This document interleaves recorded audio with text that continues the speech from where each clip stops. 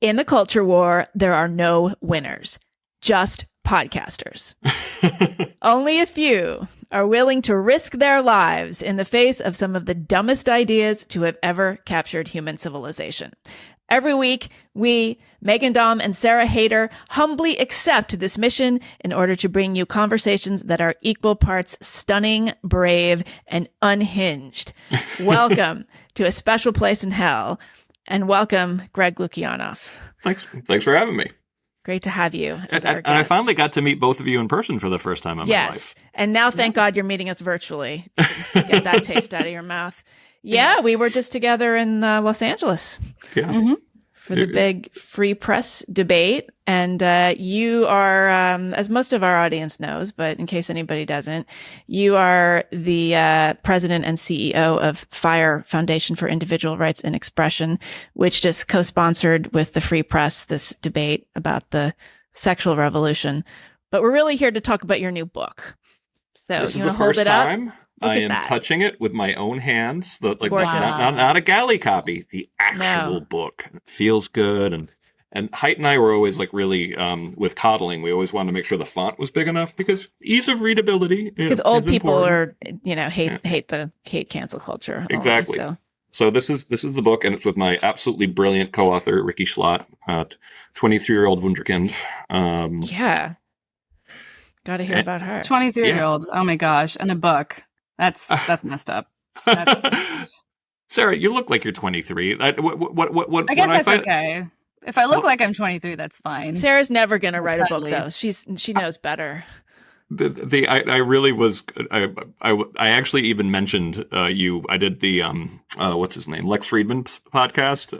It's amazing! You actually made it. It wasn't. Did it go 12 hours or it was not still there? It was 5 hours, and I mentioned meeting you, and I was like, I didn't realize Sarah Hayter looks like a model, but you look like a kid though. I mean, like baby model, like a baby Gap.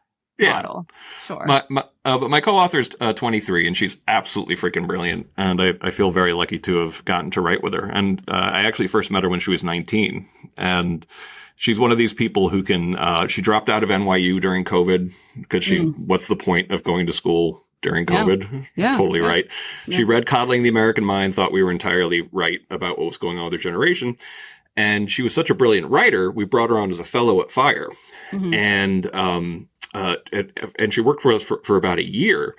And I just realized, it would be great to do a follow-up to Coddling the American Mind with a Gen Z young woman, because so much of Coddling the American Mind was about Gen Z young women.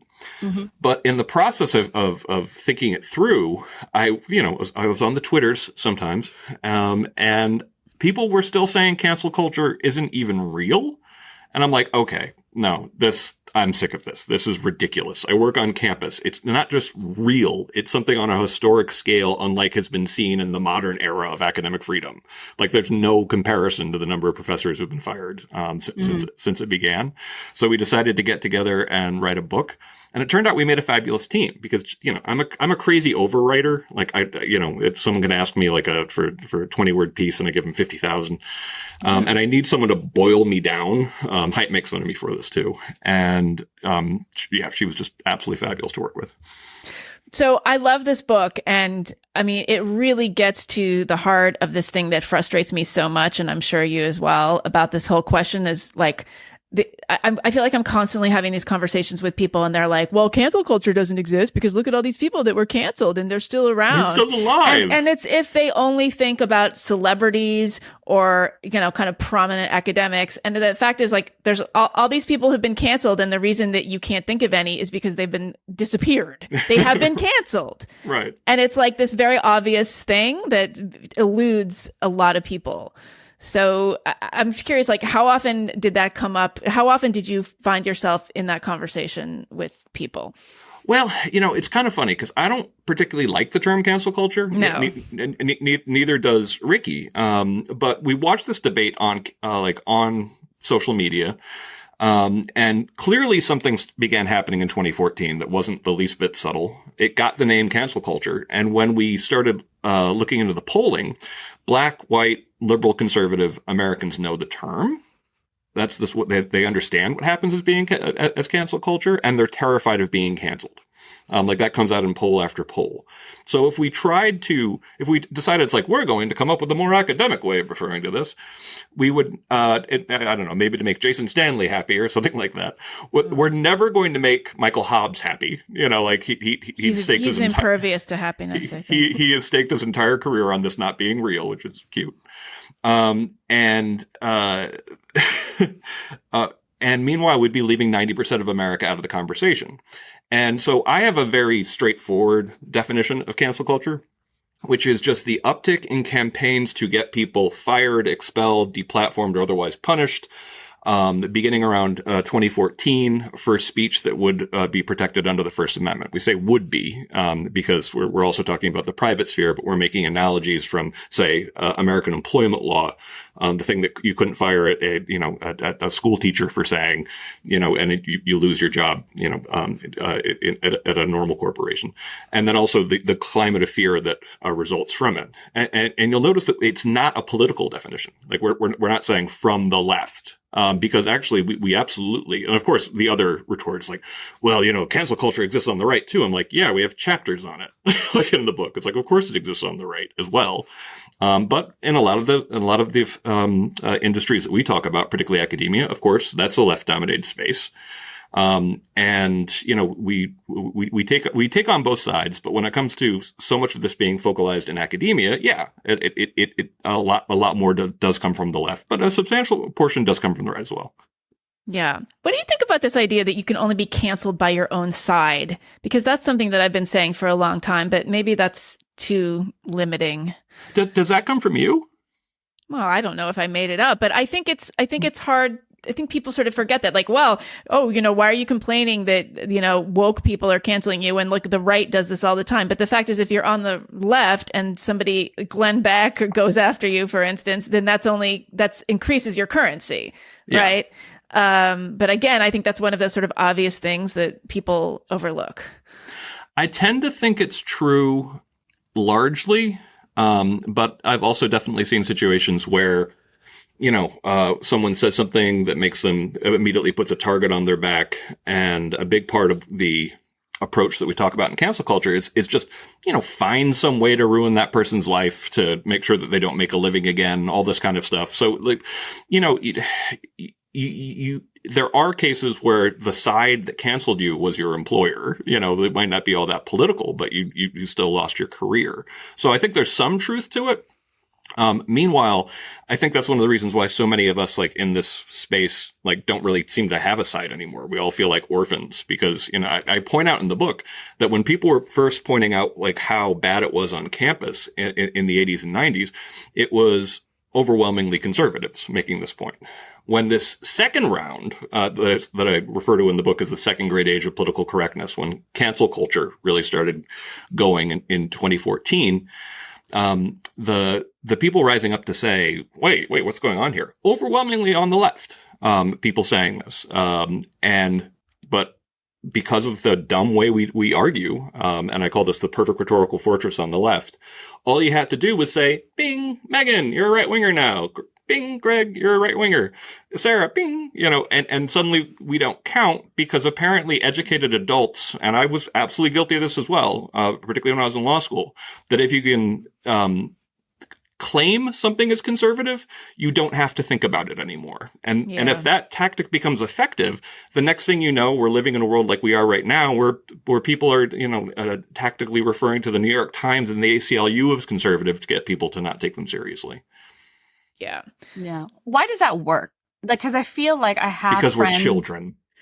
Right. But it seems to work. I have friends who are on the right.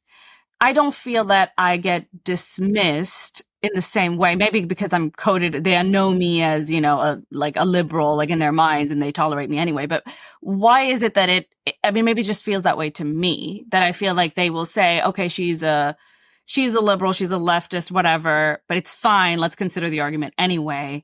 Yeah. Why does the label work so well the other way around? Yeah, I definitely do think that in deeper red areas, being labeled a liberal or a lefty will get you.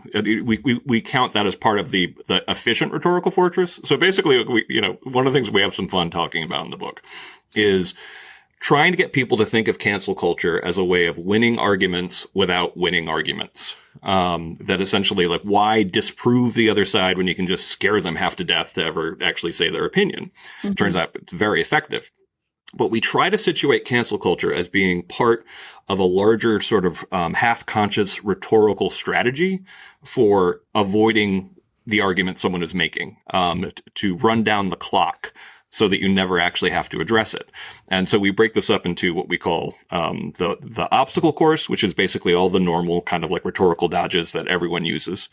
And then the minefield, which is more the ad hominem stuff that both right and left uses, like all the time. Like, you know, everyone calls each other grifter now, which is just a classic. Would that we could be grifters? Do you have to actually make money to be a grifter? I'm aspiring.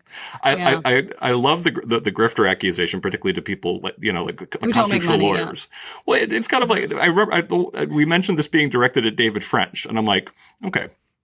Yeah. David French graduated from Harvard in the mid-90s. I graduated from Stanford during the tech boom, you know, and we both decided to go into nonprofits. Yeah, so, like Sarah's yeah, like I remember when it was coming at me too. I was like, I don't know why I would do this of all things if I wanted to grift. I seem to be avoiding making money with the best of my ability. Yes. And those are just the ones that both sides use. But then as you get into the left and to the right, actually on that one is just making up stuff, because both sides do this. And that example, we use Jesse Singal as someone who they just make up stuff. Crazy what they do to him. I mean, I'm glad you cited some examples in your book, and it's just astonishing, just flat out lies. Like, it's like speculative fiction, and that's not even fiction. It's like beyond fiction, what's said about Jesse. It's completely insane. But then we get to the perfect rhetorical fortress and the efficient rhetorical fortress. And the perfect rhetorical fortress is the one on the left. And that's the one that, since it's become, it was developed on campus largely, it's just like, it's just layer after layer of different ways of getting out of discussions. And of course, the first level is if you call someone conservative, even if they're not, you don't have to think about them anymore. And that one's really effective. But then it's just, you know, I think we have 14 more layers after that.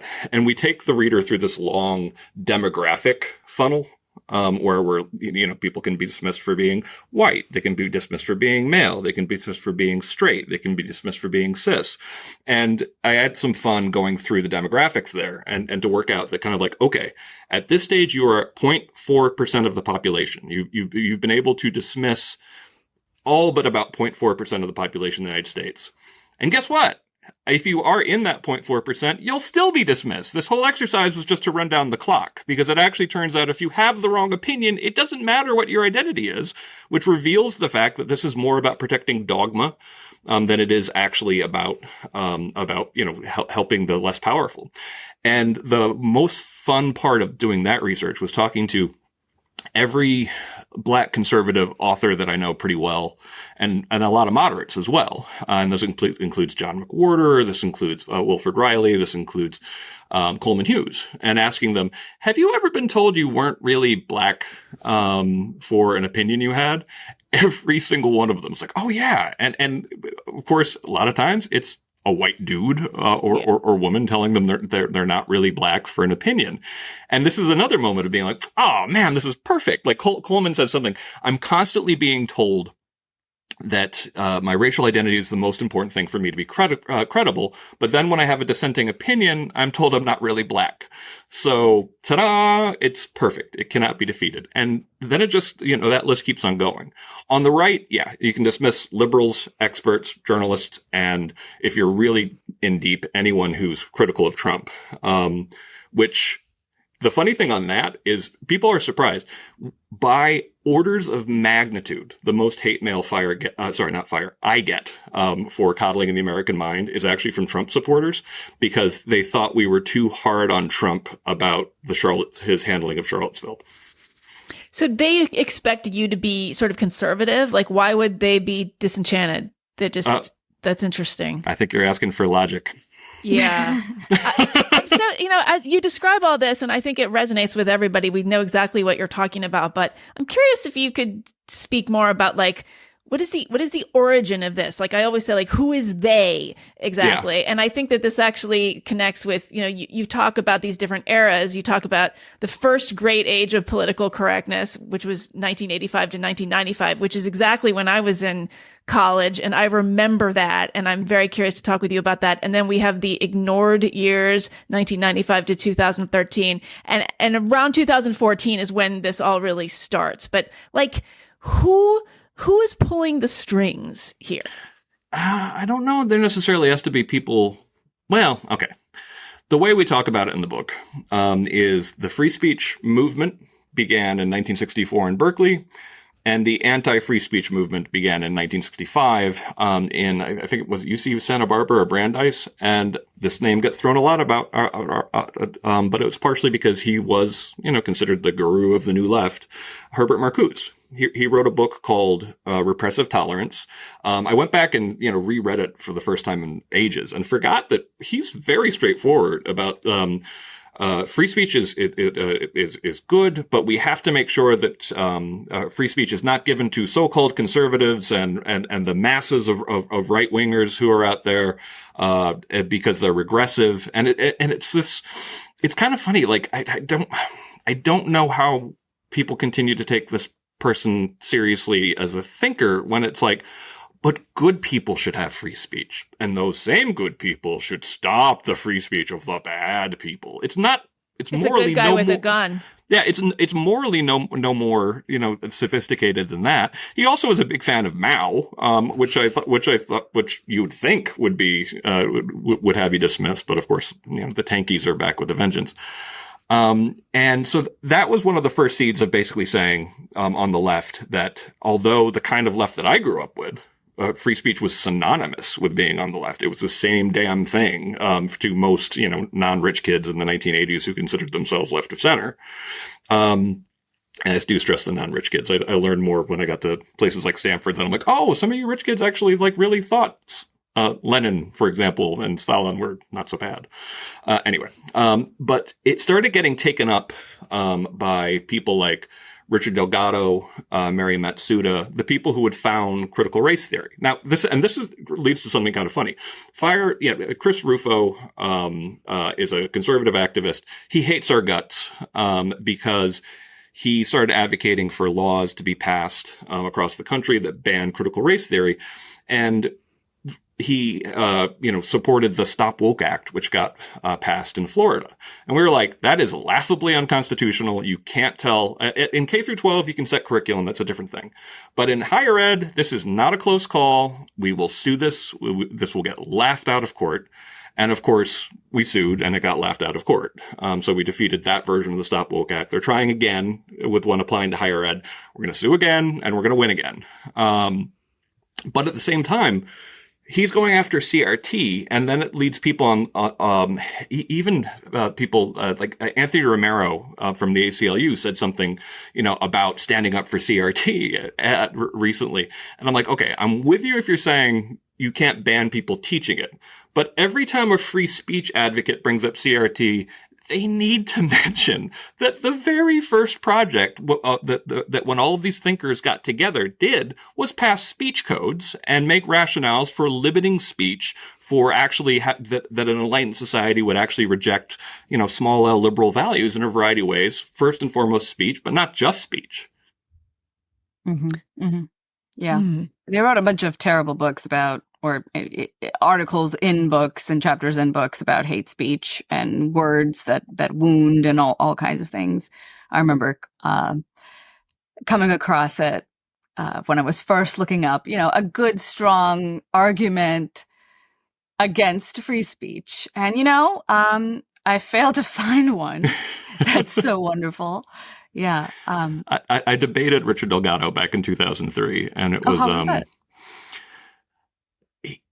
He didn't really have an argument. Like it was like a great disappointment. He also scolded me several times during the debate for because he didn't like the way I was talking. That essentially I sounded like too dismissive or something like that, and I'm kind of like, hold on.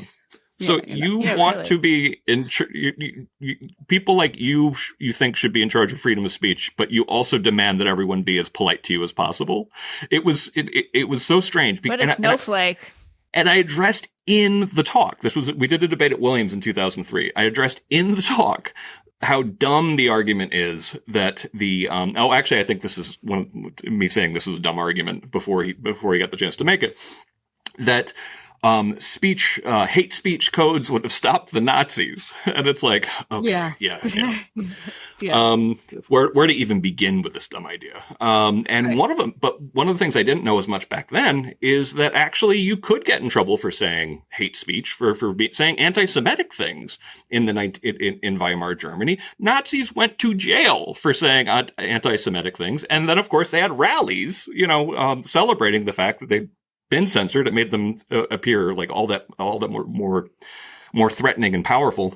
They use that to their advantage. Yeah, in a brilliant way. There's all these campaigns. You can find posters of Hitler with like a little cross in his mouth and they're like, why don't they want you to hear what this man has to say? And it's just it was very good propaganda. It was in the original intellectual dark web. It was of 2 billion people in the world, which is always like, 2 billion, that's cute.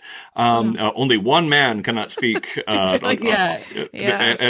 they used it to make Hitler. They try to make him look better, and then they Imagine if you had a podcast. The Hitler podcast.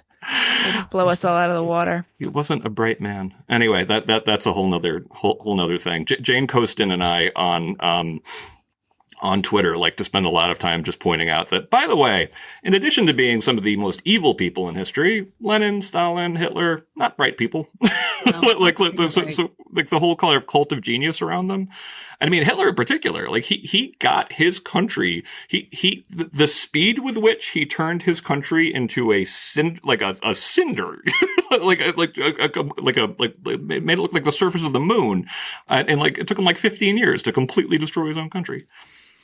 Well, you have some really compelling, memorable examples in the book of people being canceled, academics and others. What are your favorite stories, or the ones that stick out in your mind the most? The Stanford Law one, I raised my blood pressure to revisit that one. But which are your biggest anxiety producers? Favorite ones and ones that break my heart the most. There's definitely a range of ones that and I should say, I got super depressed writing this book. Like I was very open in Coddling the American Mind that what led me to CBT was being hospitalized as a danger to myself. Right. And I explain a little bit more, and I have been explaining a little bit more lately, that what I didn't say as much there was that this was 2007, and I got a sort of a preview of what it was like to be in the culture war all the time. And I was dating was terrible in this way. Like sometimes going to bars, I nearly got in fistfights with conservatives over some cases. And like a girl that I was dating told me when I said that, like, listen, I'm a free speech guy. I believe in defending Nazis. I'm certainly going to defend Republicans. And actually responded that I think Republicans may be worse. Wait, this was in 2007? This was in 2007 and since I was. If you only you knew how good you had it. Since I was the president of FIRE, I was in this in a way that everybody else who got, had their breakdowns later, I'm just glad I got mine out of the way. But it's exhausting to be in this. But I've been mostly, in pretty good mental shape until I started writing this book. And I'm like, oh God, why am I doing this to myself? Like I already have a target on my back because of Coddling the American Mind. Overwhelmingly people haven't read it, thinks it says things that it actually doesn't. But, I'm writing stories about people who killed themselves, people who had their kids targeted, people who, as soon as like they were known for having bad opinions, people will just find shit on you, maybe from like decades ago to try to get rid of you. It's such a nasty sort of a nasty environment.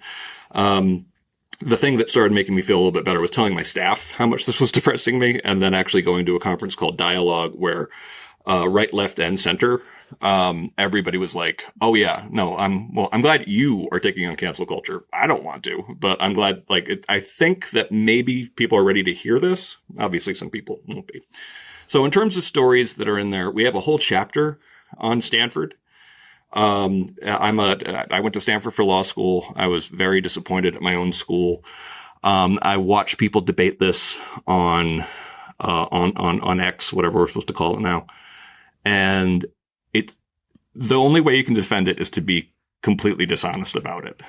Because it starts so Kyle Duncan is a Trump appointee. He's a conservative. I don't agree with him on his decisions, but he's also a Fifth Circuit judge. And I say that because that's one step below the Supreme Court. It's a big deal to be a Fifth Circuit judge. He's invited to speak at Stanford by the Federalist Society. The opponents of the Federalist Society, they try to get him deplatformed. They try to get it shut down. They start meeting with the administration, including an administrator named Tyrion Steinbach, pretty regularly. And the day of the speech, as he's coming in, there's like this massive crowd. Some students, and this is on tape, yell at him, I hope your daughters get raped. And then there's like a 10-minute shout down in the class. Then an administrator who he hasn't seen, comes up, he only came to Stanford on the explanation that if something like that happened, an administrator would immediately come up and give them one warning and then ask them to leave. That didn't happen. So people made a lot out of the fact that when the administrator finally came up, that he didn't know who she was. And it's like, well, no, of course he didn't know who she was. They hadn't met. And furthermore, he would have been like, well, where were you then? Like, you were supposed to actually be asking these people. And there was some like racial component going on as well, right? People started shouting. It's like, don't talk like that to a black woman. And it's like, no, she's an administrator who was supposed to be shutting this down. She hadn't introduced herself. Right. So basically he was kind of looking for help. And by the way, this happened this year, correct? This happened in March of 2023. So he was looking around like, where is the administrator? And he had not been introduced to her. And then suddenly it's identified that she is this woman who happens to be black. And the fact that he didn't know who she was makes him a racist. And she gets up and she unfolds a speech that she has, and she gives a speech about, is the juice worth the squeeze, is the term that she uses. Lovely. And she's referring to freedom of speech. Like, is there and she's talking about, is there anything so important that you could tell this class that justifies all the pain you're causing? And it's kind of like, okay, conservatives have spoken at Stanford Law School as long as there's been a Stanford Law School, and it's been fine. The idea that him being there was actually the major problem was kind of laughable. And she gives a speech for 7 minutes. She even talks about how that she praises the students by saying, for their bravery and all this kinds of bravery. It's like, this is a very popular position at Stanford. They're 1/5 of the class is there. Like, this isn't bravery. This is groupthink. And when, so she reads this, and towards the end, she mentions something about, you're getting such a good training at Stanford that you'll be so well educated that maybe you could challenge our speech policies one day, is her point. Like, and it's like, good, we're training the next generation of people who will justify censorship. Terrific. Yeah. And so we're now set like almost 20 minutes into what the talk was supposed to be when she finally, gets down. She was shouted down for 10 minutes. An administrator took over a Fifth Circuit judge's talk for 7 minutes, and then they just continue heckling him. They let him get some, they let him actually answer some questions for maybe like 20 minutes, and then, he has to be escorted out. And I'm watching people react to this. I watched Jennifer Rubin, who's the American Association of University Professors, cheer on the students for standing up for trans rights, which I don't even know where to begin with that. I watched a couple people who I normally respect on a lot of this kind of stuff. The main thing they were saying was, well, he got really angry at those students. And it's kind of like, okay, they said, I hope your daughters get raped. There was someone in the front shouting, I fuck men. I can find the prostate. Why can't you find the clit? Like, these were law students? These are law students. But the one that got to me the most, because I definitely still have a class chip on my shoulder, is that you don't, is when people started shouting things kind of like, you never would have gotten in here. You never would have gotten into our school. And I'm like, oh, don't be the elitist dicks, kind of like that they all think we are anyway. So yeah, that case was crazy. It was, and I watched, there's one person on X who's constantly saying, FIRE doesn't believe in freedom of speech because they celebrated the firing of Tyrion Steinbach, and I was like, well, one, we didn't actually celebrate the firing of it, but definitely we didn't even call for her to be fired. But is it appropriate that she was fired? Of course it was, because she was on the wrong side of freedom of speech. She made an environment in which best I can tell, the administrators worked with the students, that it led to. She set the whole thing up. Yeah. I mean, it sounds like a setup. It does. It sounds, and that's exactly what he said. I mean, the fact that she came with a pre-written speech. It's a little bit of a giveaway. Yeah. At least in this case, the Dean Jenny Martinez actually did, write a 10-page letter explaining kind of remedial academic freedom and free speech to the students. They're still furious. They still think they were the ones who were wronged. It's just a very embarrassing thing for Stanford. And yeah, it's amazing that they're saying all these horrible things. This guy's feelings don't matter. They're opposite. You can say whatever you want to them, and that's okay. But the other way around, they will simply fall to pieces. I mean, you covered it so well in Coddling already, that's what's happening, that these young people don't know how to deal with opposing ideas. They don't know how to handle and process their own emotions. And that's what growth is. That's what happens when your cherished ideas are challenged especially if they are challenged directly. That's what happened to me. I mean, I'm a very public, ex-Muslim. I talk about my experience of leaving religion, and it was a terrible time. It did not feel good to be challenged like that. But I think, that's what growth is all about. You have to learn to revel in it and to enjoy it, and to see that this is what growth takes, and this is you getting better. And that's also why I love that FIRE is sponsoring debates. Mm-hmm. Now, is that something that you guys are going to continue to do? Is this the first of many? This is something that we actually did in the past as well. We wanted to, promote free speech and free speech culture by hosting debates, and hosting really well done debates. Mm-hmm. So I think it might have been as many as 10 years ago. The first one we did was at Texas A&M, and it was a debate about whether or not athletes should be paid. And we lucked out. We got someone from ESPN, whether or not college athletes should be paid, someone from ESPN to debate someone from the NCAA, which beyond our wildest dreams to actually get this. And it was awesome. It was so much fun. People came, they had a great time, kind of like, and it was a nice meaty one. There were a lot of zingers. And so we did a couple more like that, but then we stopped hosting those when it's a number of other groups, started being formed. Like I think Braver Angels was one of them, Bridge USA, a couple of other ones that host debates. And we're like, okay, we feel like we proved, it was a proof of concept.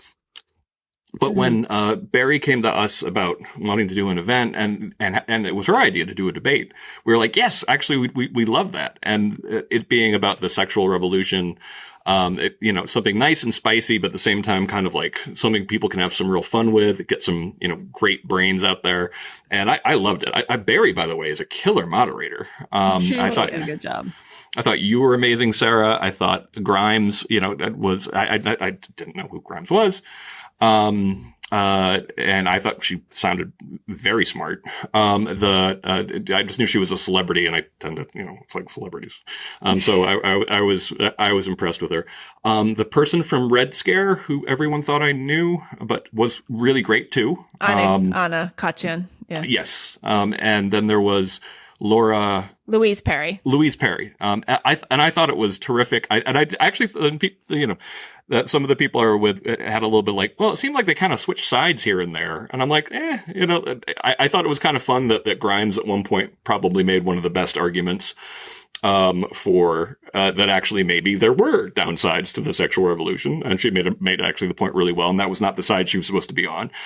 Meanwhile, Anna, she really clearly said, well, obviously, like the sexual revolution wasn't a failure, but ultimately, the correct side, at least as far as I'm concerned, won. Because the sexual revolution wasn't a failure. Does everything have pluses and minuses? Yes, of course it does. But I thought it was a really meaty discussion. Oh, but then we got written up about it. So yeah, I was going to ask you. So there were a couple of pieces, notably in the Los Angeles Times. There was a write-up by Lorraine Ali, who is the television critic. I'm not sure why she was covering this event, but the piece was notable on many levels, not least of all because her characterization of fire was like entirely backwards. And so the actual quote is yes, that please. The claims to protect freedom of speech, but it doesn't protect the free speech rights of people that they don't agree with. And it's like, just don't. She's confusing it with the ACLU. Clearly, she's just confusing it. Did you Google once? And like it was one of these things where a previous version of me would have done a 70 tweet long tweet thread, just being kind of like, here we are on this side of Israel Palestine. Boom, boom, boom, boom, boom. Here we are another 20 times on the other side of that. Boom, boom, boom, boom, boom. Here we are on abortion. Boom, boom, boom. Because we've defended both sides of every major radioactive debate, and recently, I mean, like today, our lawsuit today was defending animal rights activists. We have a lawsuit defending a drag show in Texas. We defeated the Stop Woke Act, kind of like and we defend conservatives too. But that's one of those things where it's kind of like, okay, so first of all, here are the following 50 examples of why you trying to engage in this little thing where you're basically calling us right wing, which means, boom, well, let's not have to think about them anymore, which was so easily disproved. I'm like, okay, well, that's actually a tactic that we talk about in the book. But I haven't seen it done quite that extraordinarily lazily. And then I always want to introduce people to the following 500 cases that aren't all that political, that the media never pays attention to because they're not necessarily clearly left or right coded. And we see cases like this all the time where it's just somebody, trying to hand out flyers, like in the park. And it doesn't get any, it doesn't get any pickup in the media because they can't, like, well, this is a right wing case or a left wing case. And then talk about some of the right-wing cases and be like, and by the way, you should also care when your opponent gets in trouble. And particularly if you're a journalist, for goodness sakes, you should care that, people on the right get in trouble. And that is a free speech issue that you should take seriously too. Did you ask for a correction or have you had any we did. Yeah. with the LA Times? We asked for, we said it was just, easily provably false. And we haven't heard anything back. And I'm frankly kind of disappointed. Lorraine Ali, doesn't matter. I did expect better at the LA Times because we have seen, some, at least over the years, some really good op-eds here and there, some really good even staff editorials about freedom of speech. Yeah, it's been have fallen on very difficult times. I mean, Lorraine Ali is very interesting because she actually wrote a good column about Meg Smaker's documentary, Jihad Rehab, which got renamed to the Unredacted. So this was this documentary about some guys who had been in Guantanamo, and it was they were Al Qaeda. They were in a rehabilitation center in Saudi Arabia. Anyway, it was very complicated. I'm not going to do justice, but she had a screening with FAIR, and Barry had actually interviewed her and an event. And so what happens is that film had gotten canceled by a bunch of Muslim American filmmakers at Sundance because Meg Smaker was a white woman who was making a film about Muslim men. And anyway, it was a whole thing. They didn't even have a problem with there was so many of them they hadn't seen the video or they couldn't point none to of the film was not with seeable. The film. Right. They just were anyway, but the point is that Lorraine Ali, who writes about Muslim issues, wrote a very sympathetic column to Meg about the film. And so I was really surprised when I saw this write-up. Yeah, I mean, I didn't know anything about her, and I just couldn't. It was one of those things where it's like we have accusations hurled at us sometimes, but rarely one that is so lazy. She got pretty ratioed, though. So why didn't you post the 50 tweet response? Yeah, what's wrong with you? Why didn't you do it? Yeah, just because it's so easy to actually look it up on your own. I mean, like, because I'm trying not to give people who don't show any time or respect a lot of my time and respect. It's not your job to educate them. I am planning to do and I say this with great regret.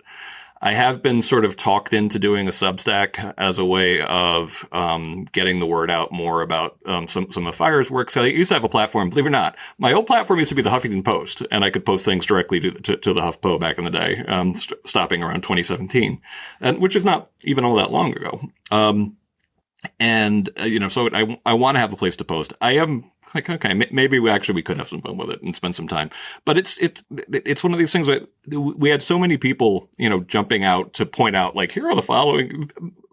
People did it for us, essentially. Yeah. Mm-hmm. Mm-hmm. But every so often, you have to explain it again. And it also just bothers me the way people will use these cases. Oh, actually, and it's great. Well, I mean, Lorraine Alley gave me a lot of examples of things we point out in the book. And one of them is, of course, dismissal because you're conservative, and by implying that, I don't have to think about you anymore. But the other one is hypocrisy projection, which is, and this happens a lot with Fire. And it sometimes happens from both sides, usually more likely from the left, where there's a case of a lefty professor getting in trouble, and someone will, I know Fire won't help out with this case. And time again, we're like, we are quoted in the article you sent around that you didn't read. We're in your tweet.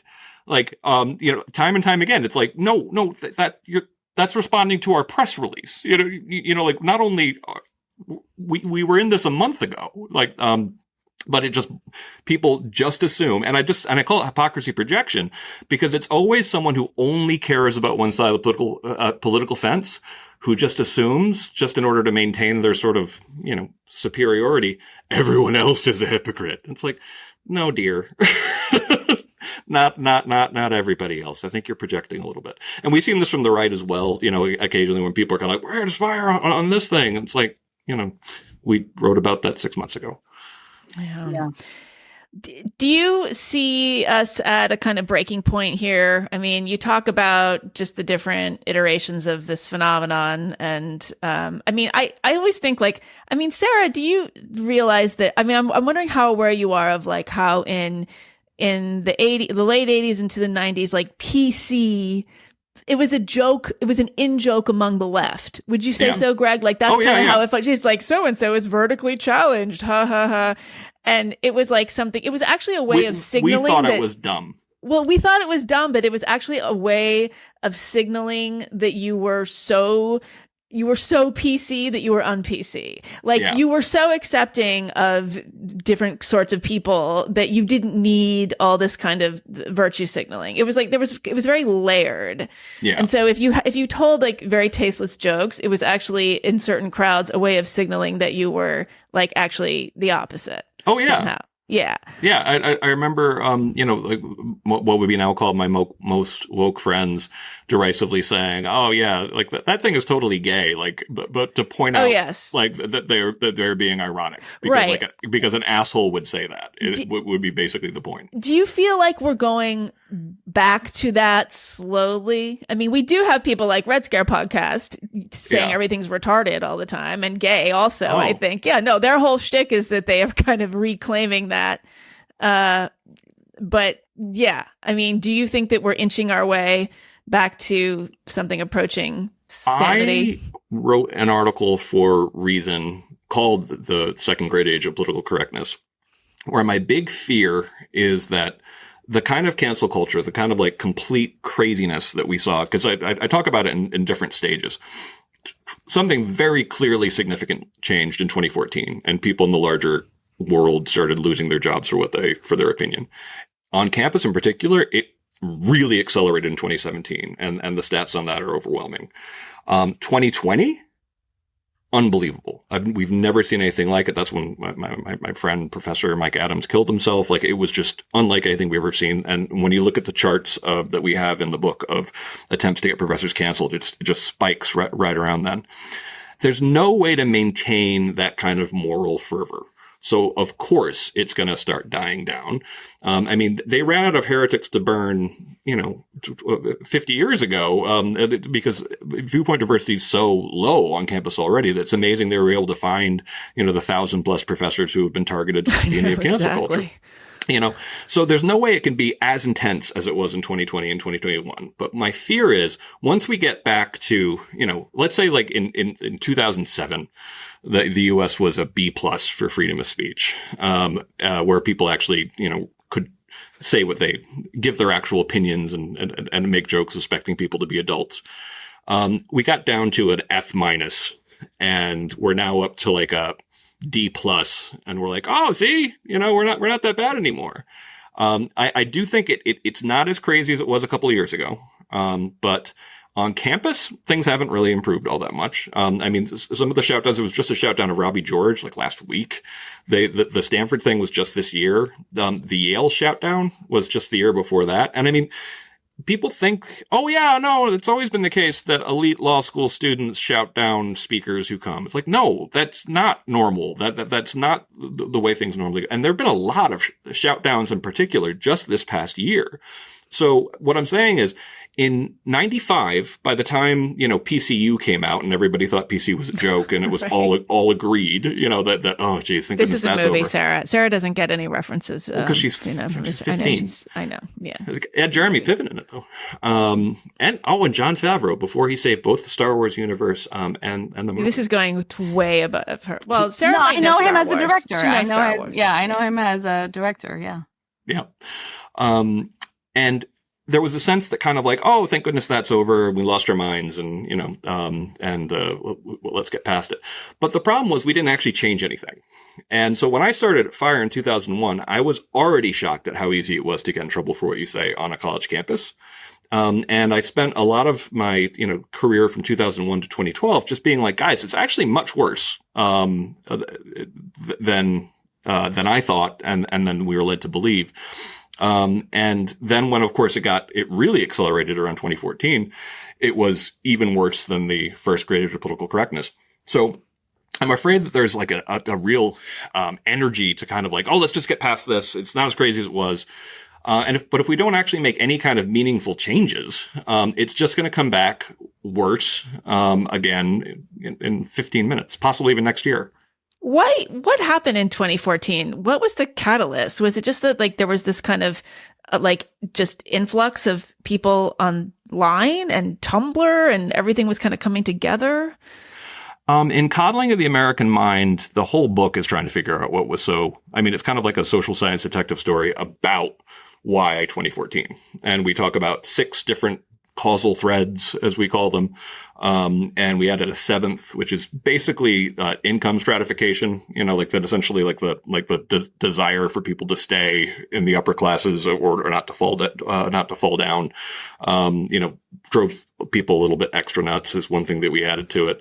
One thing that I add is that I think that the anti-bullying, scare, frankly, of 2010, where there were a lot of cases that looked like that people thought were simple bully side narratives that actually ended up being almost all of them a little bit more complicated than that, led to the passage of a bunch of anti-bullying legislation in most cities and states in the country by 2011 that started getting introduced around 2011, 2012, that had all the 3 great untruths in them. And just, for your listeners, 3 great untruths are what doesn't kill you makes you weaker, that you're fragile, always trust your feelings, which sounds nice, but it's actually awful advice. And life is a battle between good people and bad people, between good people and bullies. And I believe that that's like the hidden reason why it was so intense in 2014. But the simplest explanation of why 2014 was social media, that essentially, that right around 2010, you have a critical mass of young people having smartphones in their pockets for the first time. And that a lot of those, and you see like a little jump in some of the social justice stuff in 2011, all over the world, actually, that was sort of social media related. But then when that population who were kids right around then started hitting college was right around end of 2013, 2014. And this is where we are. I think, and I know that it's almost become a cliche to talk about social media, but I really want to focus people on it. This printing press, I used to study the printing press, and it's devastated Europe. People talk about all the good things it did. I was like, in the short run, it led to an increase in the witch trials. It led to religious wars. It led to all sorts of craziness and bloodshed and evil, in the short term. And all it did was introduce a couple million additional people into the global conversation. I think you went from like 12 million Europeans reading to like 24 million. What could possibly go wrong? Yeah, exactly. And what happened with social media is that we introduced a billion additional people into a global conversation. And I try to, when people are looking for big solutions to the problem of social media, I'm like, no, there is no way to put the genie back in the bottle. This is an unavoidably anarchical, crazy period that we're currently going through.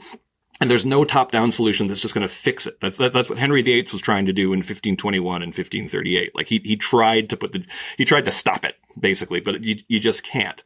So I feel like when you have that kind of a massive shift, there's no comparison to actually the world we're living in. People never had the opportunity to talk this quickly, and it revealed that you can tear down any person, any idea, or any institution. But my hope is that just like the printing press, over time, as we got used to its pluses and minuses, we were able to turn it into this tool for knowledge, and a tool for chipping away at falsity, for disconfirmation, as it's called in fancy terms. I do think that there is potentially still a massive upside to social media. It's just more in the distant, but in the meantime, it's anarchy. Wow. Well, we only have a few minutes left, but Sarah, do you have any final questions? I had a big one, but it's too big. It's too big for 3 minutes. So we can do something. We can do something silly. We'll do something silly. This one for next time. With your next you can book, make him stay, hold him hostage. If you no. I won't. But which country would you say is better at doing at creating a culture of free speech? Do you know of? You're talking about fixing this culture and fixing this climate. What are some actionable things that I can do, that would structurally change what's going on?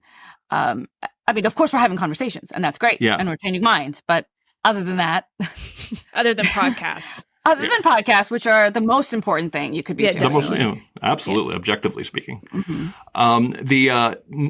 Honestly, America, as they say in economics, is the cleanest dirty shirt. That essentially the rest of the world is doing really badly on freedom of speech. My mother's British. What's going on in Britain with regards to some of the laws that they have passed, the fact that people are actually being arrested and have been for quite some time now for what they put on social media. That's true. Sorry, is that? That is definitely true. Yeah. Like I think it was like almost 4,000 people in 2016.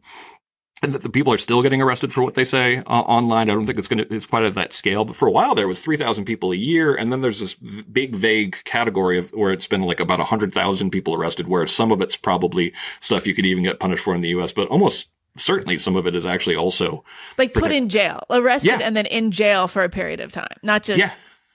Wow. And huge fines. Like, no, it's scary. And this is happening, all over the rest of the world. I think it's, if we want to protect free speech, we got to defend it here first. And what can you actually do? I mean, the smallest thing people can do is stand up for their friends, like when someone goes after cancel someone of you that you're friends with, it's okay to just say, I'm friends with this person and I think they're, stand by them. Even better, stand by people you don't like.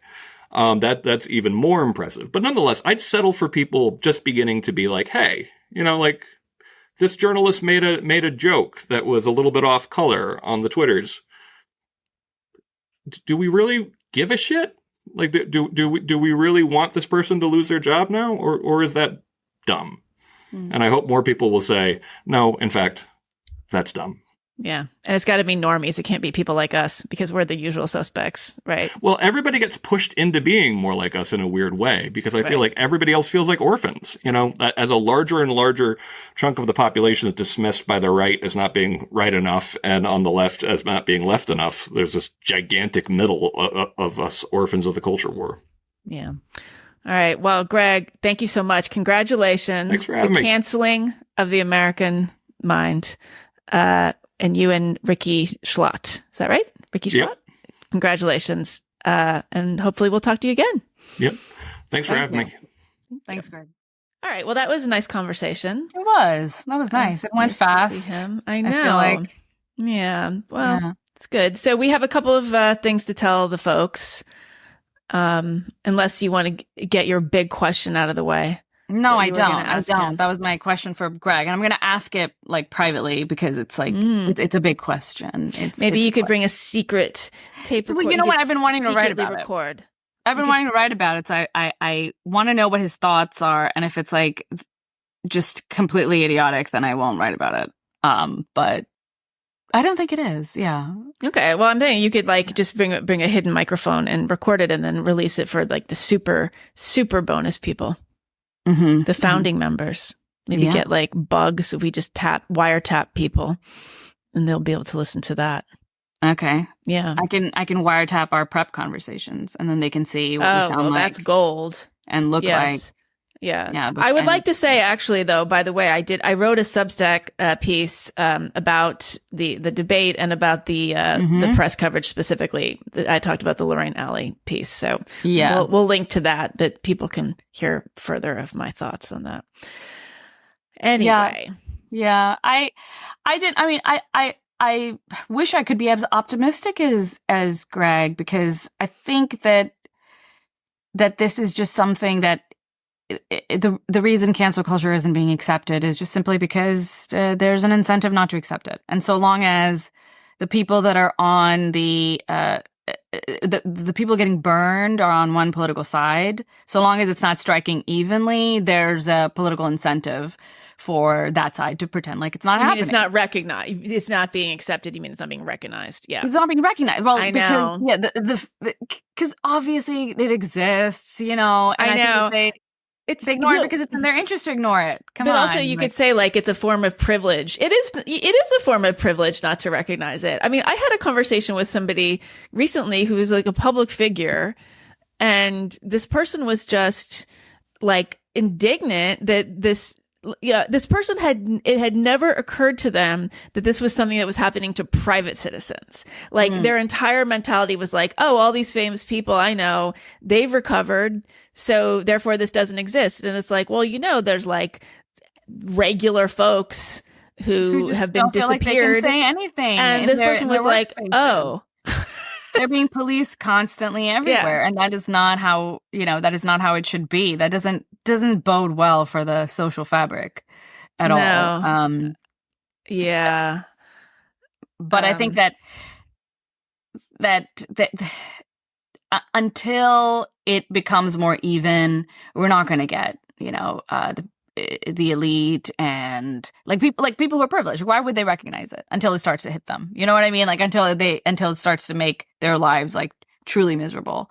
But it doesn't right now. At the moment, it's like it really affects you if you have heterodox or like right-wing views. Then you're hit by it pretty hard at the moment. But I think that's what changed. But Greg was talking about something changed. That it could be social media. I think social media was a part of it. I think another big part of it was that, our culture making institutions became like very much dominated by one party. And it could have been it could have been the reverse could have been true. Like it could have been that somehow the right had captured all these institutions and we would have had the same problem. Going the other way. I mean, we definitely had, it's like, remember when the Dixie Chicks were canceled because they said, I'm embarrassed to be from Texas because George W. Bush is from Texas. But it was that was a very interesting case because they were canceled by the country music audience and industry. For being and like that traitors. was there, but that was an example of being canceled actually by their own side. They were in a weird position because they were technically being canceled by their own side because they were country artists.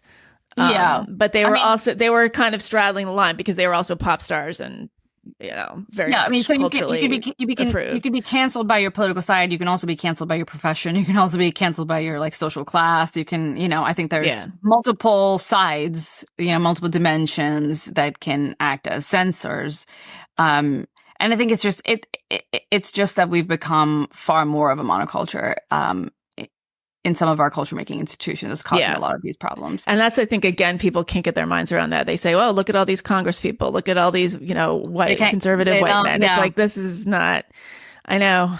It's just, I think it's a failure of imagination, but it's also like just, people are not everybody. No, I mean, it's like I was driving past like a Catholic school, not in LA, in another city recently, and it says all genders welcome. And it was like, Saint somebody's Catholic school. So if that doesn't tell you everything you need to know, I don't know what does. Yeah. Anyway, all right. So what does our audience need to know? We are going to be more consistent. We've had a lot going on, but we are truly in the saddle. Well, we're like revamped. We have a new logo, which I love. We liked the initial podcast cover art, which looked like an old timey romance novel. So we liked that. Right. Because it was so like, and it was on fire. It was burning. It was ironic. Yes, which is what we liked about it. But when you take that, it worked as a standalone piece. But it'd be a great poster. When you start making assets around it, everything then has to be pink and flowers. But then you don't get that old timey look anymore. It doesn't make sense anymore. It just starts to These are the things you don't think about. This is, you learn this exactly. We didn't think about it. We just are, it shows how much we understand, branding and business and all of that.